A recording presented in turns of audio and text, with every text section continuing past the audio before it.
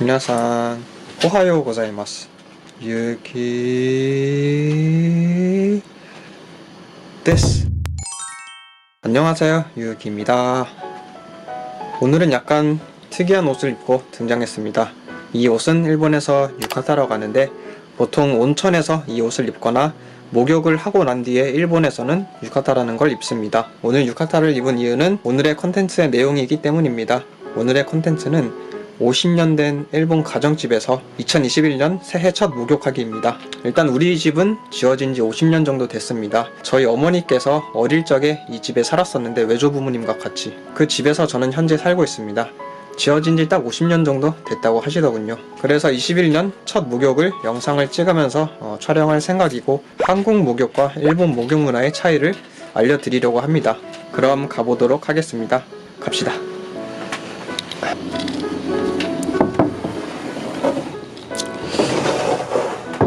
평소에 일본 요리나 애니 음식 만들기에 무대는 여기였지만 오늘은 좀 더 앞으로 가보겠습니다. 이쪽이 세면대와 욕실이 있는 곳입니다. 불을 켜주고 일단 세면대입니다. 오래된 집이다 보니까 약간 더러운 점, 정리가 안 된 점은 이해 부탁드립니다. 일단 한국과의 차이는 일본은 욕실과 세면대와 화장실이 모두 분리되어 있어요. 일본은 전부 이렇게 분리되어 있습니다. 욕실은 딱 그냥 샤워랑 목욕만 하는 공간입니다. 그럼 50년 된 가정집 욕실을 보여드릴게요.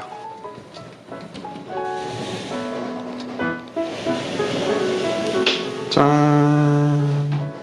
여기가 50년 된 우리 집 일본 가정집 욕실입니다. 먼저 샤워를 하기 전에 여러분들께 한국과의 차이를 3가지 정도 설명해 드릴게요. 첫 번째로 일본은 욕조에 물이 1년 365일 대부분 있습니다. 바로 지진 때문에 물이 끊길 가능성이 365일 있기 때문에 이런 식으로 물을 채워 넣는 것입니다. 그리고 이 물은 목욕할 때 바로 쓸 거예요. 근데 지금 이렇게 차가운데 어떻게 목욕을 하지? 라고 생각하시죠? 이게 아마 한국 욕실과의 가장 큰 차이인데 일본은 욕조에 있는 물을 데울 수 있어요. 여기 보이는 이 기능으로 이 차가운 물을 뜨겁게 만들어줄 수 있는 기능이 가정집이든 어딜 가든 모든 욕조에는 다 이 기능이 있습니다. 그리고 지금 다른 날에 촬영하고 있는데 이 동그란 구멍이 바로 오이다기의 기능입니다. 이 구멍을 통해서 욕조에 있는 차가운 물이 들어가게 되고 뜨거운 물로 나오게 됩니다. 한국에는 이 구멍이 없는 일본만의 오이다기 구멍입니다.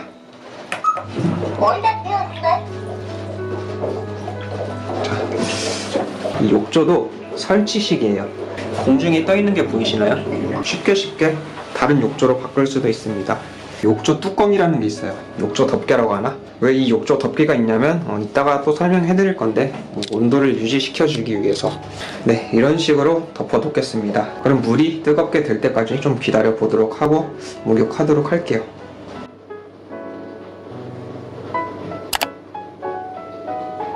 자, 이제 43도로 물이 뜨끈뜨끈하게 데워졌습니다. 아, 좋다. 이쪽에서 물을 데웠기 때문에 물 온도의 밸런스가 안 맞기 때문에 꼭 이걸로 휘저어 주시면 됩니다.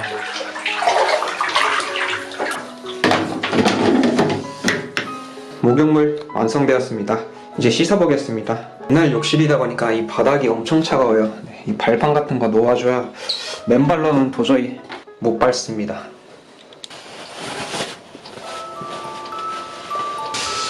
옷은 위에다 걸어두고 자, 그러면 들어가 볼까요? 아, 차가워.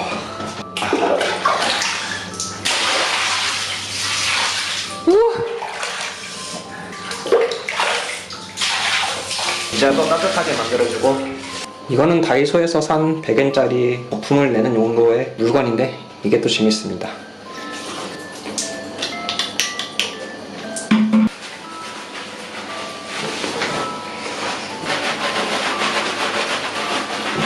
한국인분들이 일본의 목욕 문화에 대해서 꽤 놀란 게 일본은 이제 목욕물을 받으면 그 목욕물을 가족이 다 같이 씁니다. 한국은 한 명 한 명이 목욕물을 쓸 때마다 바로 버리고 다시 새로 받는다고 하더군요. 이게 약간 더럽다고 느끼실 수도 있는데 이유가 있어요. 왜냐면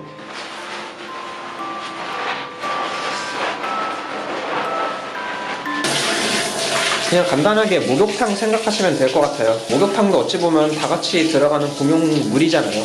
그거에 비하면 가족들이 쓰는 목욕물은 그렇게 더럽다고는 안 느끼셔도 될 것 같아요. 그럼 몸을 깨끗하게 씻었고 입욕제 좀 넣읍시다. 이 입욕제가 유명한 온천들의 느낌을 살릴 수 있는 입욕제입니다. 홋카이도의 이제 입욕제입니다.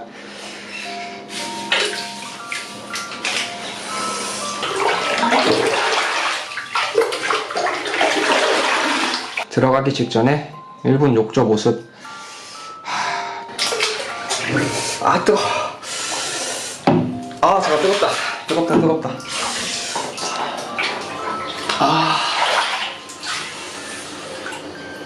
그리고 제가 좀 물을 많이 받아놨었는데 이렇게 들어갈 때 물이 넘치는 이게 너무 좋더라고요.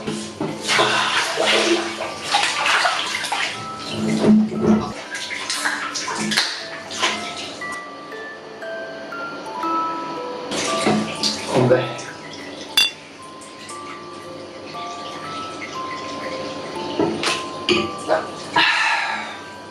일본 온천에 가시는 분들이 있으면 가지고 들어가는 수건은 탕 안에는 넣지 마시고 꼭 머리 위에 올려주세요.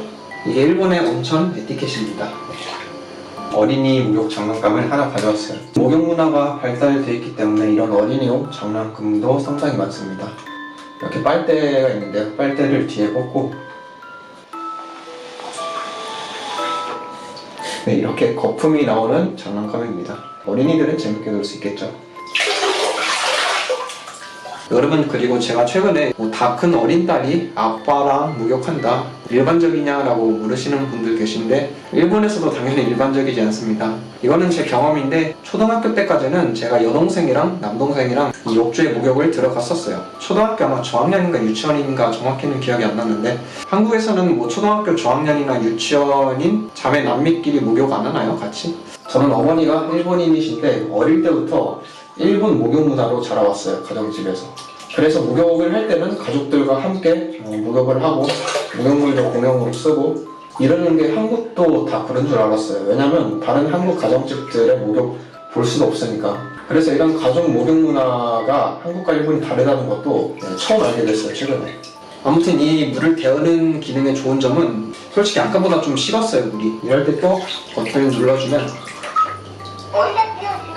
뜨거운 상태를 유지할 수 있어서 좋습니다. 한국 목욕 문화와 차이를 이렇게 설명해드리고 있는데 제일 큰 거는 아무래도 이 욕조에 이 차가운 물을 데필 수 있는 이 기능이 일본에는 무조건 있다는 것. 욕조에는 평상시에 물을 받아놓고 그날 저녁에 목욕합니다. 일본인들은 기본적으로 매일 목욕하는 습관이 있기 때문에 매일 차가운 물을 받아놓고 지진이 없으면 목욕하고, 그리고 그 다음날도 물을 받아놓고 지진이 없으면 목욕하고, 이런 식입니다.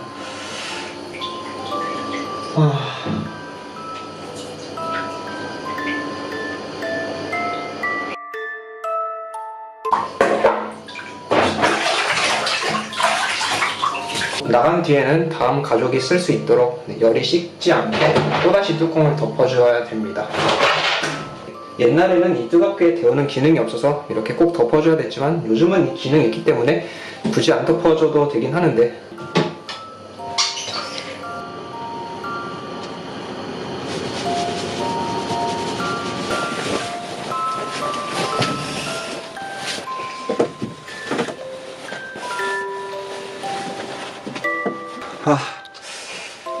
좋은 목욕이었습니다, 여러분들.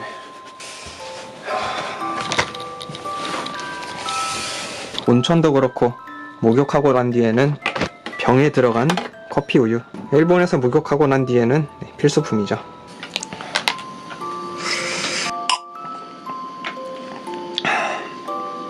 오늘은 2021년 첫 목욕하기, 그리고 일본 문화와 한국 목욕 문화의 차이 간단하게 알려드렸는데 어떤가요? 같은 옆나라지만 목욕 문화 차이 꽤 있죠.